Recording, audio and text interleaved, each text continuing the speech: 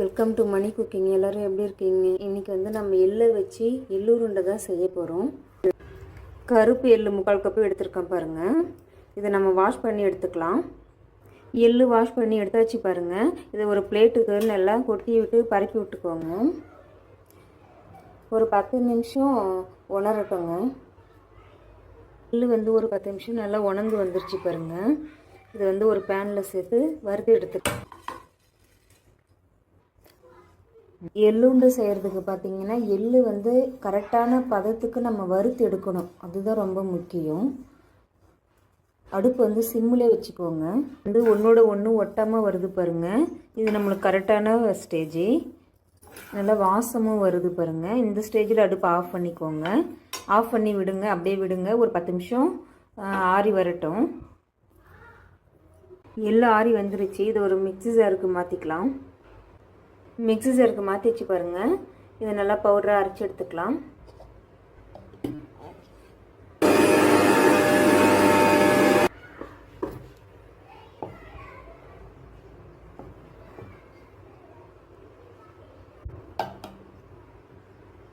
வேறு ஒரு பாத்திரத்துக்கு அரைச்சி சேர்த்துக்கோங்க. இந்த பதத்துக்கு அரைச்சி எடுத்துக்கோங்க. எந்த கப்பில் வந்து 3/4 கப்பு எள்ளு எடுத்துருந்தனோ அதே கப்பில் 1/2 கப்பு அளவு வெல்லம் எடுத்துருக்கேன் பாருங்கள். வெல்லம் வந்து அரைச்சி எடுத்துக்கலாம். வெல்லத்தையும் மிக்ஸி ஜாருக்கு மாற்றிக்கோங்க. ஒரு பல்ஸ் மூடு வச்சு அரைச்சி எடுத்துக்கோங்க. வெல்லத்தையும் அரைச்சி எடுத்தாச்சு பாருங்கள். ஒரு பல்ஸ் மூடு போட்டு வெல்லத்தை எள்ளோடு சேர்த்துக்கோங்க. ரெண்டுத்தையுமே நல்லா கலந்து விட்டுக்கோங்க. கலந்து விட்டு அப்படியே கலந்து விட்டதுக்கப்புறம் 1 டீஸ்பூன் நெய் எடுத்துருக்கேன் பாருங்கள்.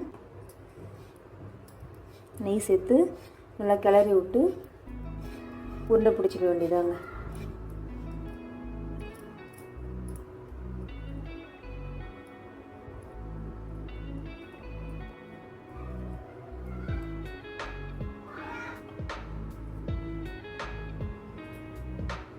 குறைந்த பொருளை வச்சு அழகாக எள்ளு உருண்டை செஞ்சு வச்சு பாருங்கள்.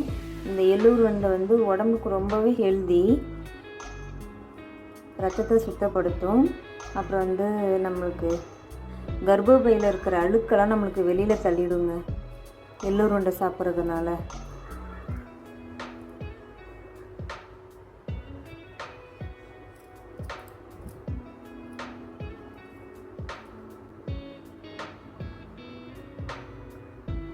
சூப்பரான எள்ளு உருண்டை ரெடி ஆகிடுச்சு பாருங்கள். எவ்வளோ அழகாக வந்திருக்கு பாருங்கள்.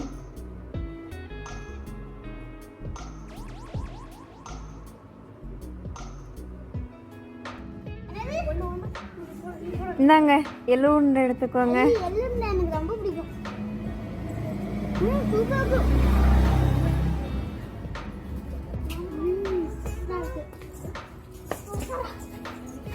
எடுத்துக்கிட்டேன்.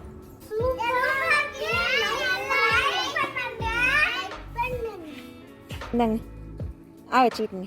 வச்சு